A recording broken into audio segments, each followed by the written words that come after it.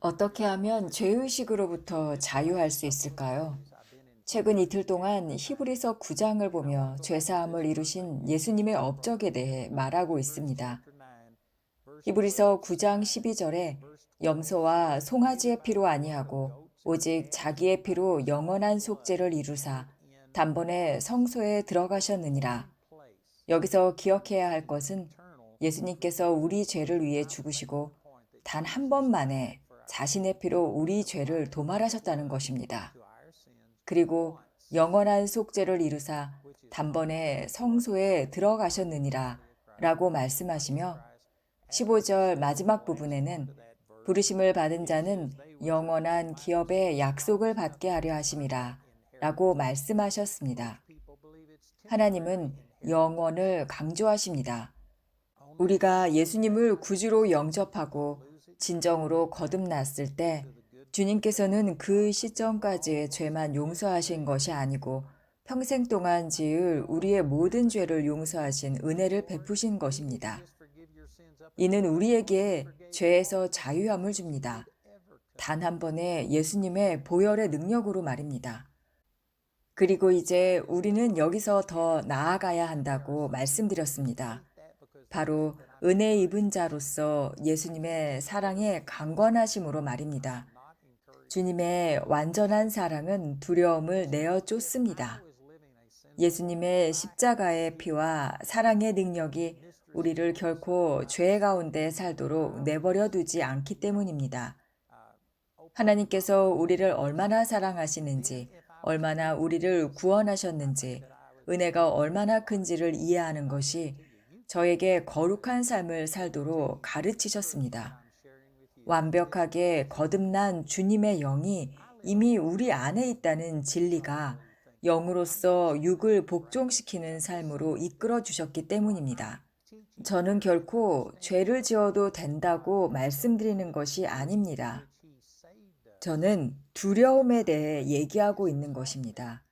우리가 만약 하나님이 우리를 거절하실까봐 또는 하나님과의 교제가 끊어질까봐 두려워하는 마음으로 하나님을 섬기거나 사람들에게 베풀고 있지는 않은지 스스로 겸비해 봐야 한다고 말씀드리는 것입니다. 우리는 하나님께서 우리를 거절하실까봐 두려워하기보다는 오히려 하나님께서 우리의 삶에 행하신 일이 얼마나 큰지 주님의 사랑과 감사에 집중해야 합니다. 하나님의 그 크신 사랑이 두려움을 내어 쫓기 때문에 우리를 더 거룩하게 살게 해주시며 주님을 더 사랑하도록 이끌어 주시기 때문입니다. 두려움은 그 두려움을 만족시키고 없애기 위해 필요한 만큼만 하게 할 것입니다. 그러나 하나님이 우리를 얼마나 사랑하시는지 이해하게 되면 한계란 없습니다. 우리는 마음과 뜻과 힘을 다하여 하나님과 이웃을 섬기게 됩니다. 그래서 이 9장에서 예수님께서 우리의 죄를 단 한 번에 처리하셨다고 4번이나 강조하고 계십니다. 매번 죄를 지을 때마다 매번 주님께 가서 용서를 빌고 다시 거듭나야 하는 게 아닙니다. 단 한 번 거듭나면 그걸로 끝입니다. 그 거듭남은 우리의 영의 거듭남이기 때문입니다. 다시 거듭날 필요가 없습니다. 우리의 행위에 따라 구원을 받았다가 잃었다가 다시 구원을 받았다가 잃었다가 하는 게 아니라는 것이죠. 구원의 주체는 하나님이십니다. 제가 이야기를 하나 해드리겠습니다. 저에게는 9살 위의 누이가 있습니다. 이제 주님 곁으로 가셨죠. 제 누나 조이스는 하나님을 정말 사랑했어요. 정말 훌륭한 분이셨죠. 그런데 누나에게 딸이 하나 있었는데 누구든지 시험에 들게 할 만큼 골칫덩어리였습니다. 한 번은 누나가 손님을 맞이하는 저녁 식사를 준비하고 있었어요. 누나의 남편은 대학 교수였고 다른 교수 한 분을 저녁 식사에 초대한 날이었습니다. 손님이 오시니 신경이 쓸 것이 많고 아무래도 바빴겠죠. 그런데 누나의 딸이 옆에서 계속 투덜거리면서 사람 속을 긁었다고 해요. 지금 50대 중반인데도 여전히 똑같습니다. 전혀 변하지 않았어요. 어쨌든 계속 투덜거리면서 이것저것 불평을 늘어놓으니까 누나가 갑자기 욱해서 조카 딸을 때려 눕힌 겁니다. 여러분 보십시오. 제 누나는 거듭났고 성령으로 세례를 받았어요. 매주 감옥에 가서 수감자들을 전도했고 하나님을 사랑했으며 신실한 정말 훌륭한 신앙인이었습니다. 누구보다도 그러면 안 되는 것을 알았겠죠. 그런데 그날은 순간적으로 화를 참지 못하고 딸을 때려 눕힌 거예요. 그러고 나서 너무 후회가 되고 마음이 괴로워서 방으로 뛰어들어가 침대에 엎드려 하나님께 울부짖었다고 해요. 주님, 제가 이렇게 죄를 저질렀습니다. 도와주세요. 이런 저를 용서해 주세요. 손님도 오시는데 다시 저녁 준비를 할 수가 없을 것 같습니다. 하면서요. 그런데 바로 그때 주님께서 마음속에 음성을 들려주셨다고 해요. 조이스, 네가 8살 때 나를 구세주로 받아들이고 죄를 회개했을 때 내가 네 죄를 용서했듯이 이 죄도 용서한다. 이미 처리된 일이다. 너는 이미 용서받았다. 그것은 나를 전혀 불쾌하게 하지 않아. 나는 이미 오래전에 이 문제를 처리했다. 라고 말씀하셨다고 합니다.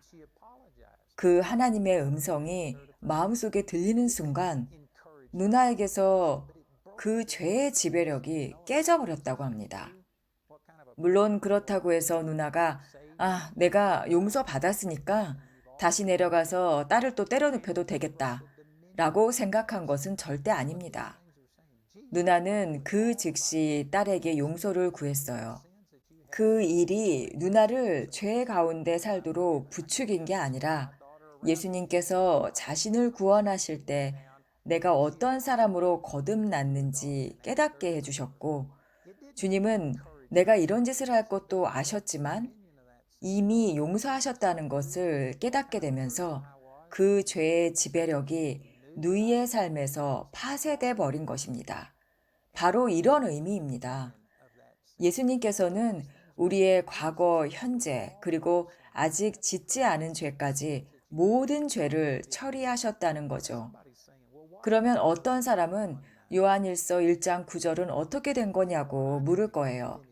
요한일서 1장 9절에 대해서는 물론 다시 설명해 드릴 것이지만 우선 간단히 말씀드리자면 그 구절은 우리의 영원한 구원이나 하나님과의 교제에 영향을 미치는 용서를 말하는 게 아닙니다. 저의 누나처럼 우리가 죄를 지었을 때 죄에 굴복함으로써 사탄에게 우리의 삶에 합법적인 침투 경로를 제공한다는 것으로 사탄은 도둑질하고 죽이고 멸망시키려고 올 뿐이라고 요한복음 10장 10절에 말씀하셨듯이 죄의 문을 열어 그들이 들어오도록 허락하는 격이 된다는 것입니다. 또 로마서 6장 16절에는 우리가 죄에 굴복하면 그 죄의 주체인 사탄에게 굴복하는 것이 되고 사탄은 우리 안에서 죽음을 만들어낸다고 말씀하셨습니다. 그렇다면 사탄에게 굴복했을 때 어떻게 그를 다시 쫓아낼 수 있을까요? 우리가 그에게 준 기회를 어떻게 없앨 수 있을까요? 그것이 바로 자복하고 회개하는 것입니다.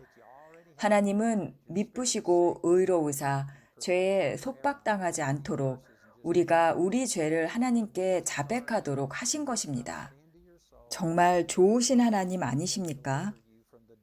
하나님과의 관계, 영원한 관계를 회복하기 위해서가 아니라 교제를 회복하기 위해서도 아니라 사탄을 막고 악마로부터 돌아서서 주님께 향하는 회개를 하는 것입니다.